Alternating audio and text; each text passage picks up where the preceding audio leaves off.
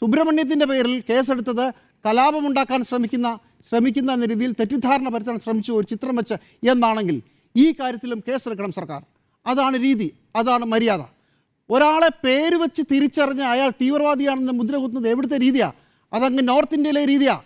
2017, 2018, 2019 നമുക്ക് ഓർമ്മയുണ്ടോ? ഝാർഖണ്ഡിൽ ഒരു പൊതുയോഗത്തിൽ നരേന്ദ്രമോദി പറഞ്ഞതാണ്, അവരെ അവരുടെ വേഷം കണ്ട് നമുക്ക് തിരിച്ചറിയാം. CAA സമരത്തിൽ ഡൽഹിയിൽ നടന്ന അതിക്രമങ്ങളുടെ പശ്ചാത്തലത്തിൽ പറയുകയാണ്, അക്രമം നടത്തുന്നത് ആരാണെന്ന് അവരുടെ വേഷം കണ്ട് തിരിച്ചറിയാമെന്ന്. അതിനെതിരെ എത്ര വലിയ വിവാദങ്ങളുണ്ടായി. അതിൻ്റെ നേർവരി പിടിച്ചിട്ട് ഇവിടെ വന്ന് പറയുകയാണ് ഒരു മാധ്യമപ്രവർത്തകൻ, അവൻ്റെ പേര് റാഹിസ് റഷീദ്, അവൻ തീവ്രവാദി.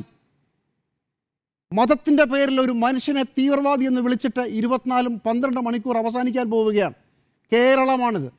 കേരളത്തിൽ ഇങ്ങനെ പരസ്യമായി പറയാൻ ധൈര്യം വരുന്ന ഒരു കാലത്തിലാണ് നമ്മൾ നിൽക്കുന്നത് എന്ന് മാത്രമല്ല, മുസ്ലിം ലീഗ് പോലെയുള്ള സംഘടന അധികാരത്തിൽ വന്നാൽ മാറാട് പോലെയുള്ള കലാപങ്ങൾ ഉണ്ടാകും എന്ന മുന്നറിയിപ്പ് കൂടി നൽകുന്നു ഒരു പ്രമുഖ സാമുദായിക നേതാവ്, ഒരു രാഷ്ട്രീയ പാർട്ടിയുടെ ഗോഡ്ഫാദർ. ഇതൊരു ചെറിയ കാര്യമല്ല, ഒട്ടും നിസ്സാര വിഷയവുമല്ല. അതിൻ്റെ ഗൗരവത്തിൽ കണ്ടില്ലെങ്കിൽ എങ്ങോട്ടാണ് നമ്മളീ പോകുന്നത്?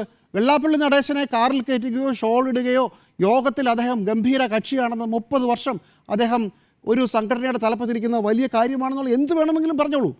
പക്ഷേ അദ്ദേഹത്തിൻ്റെ നാക്കിനെ നിയന്ത്രിക്കാനുള്ള പ്രധാനപ്പെട്ട ഉത്തരവാദിത്വം സംസ്ഥാന സർക്കാരിനും ഇവിടുത്തെ പോലീസിനുമുണ്ട്.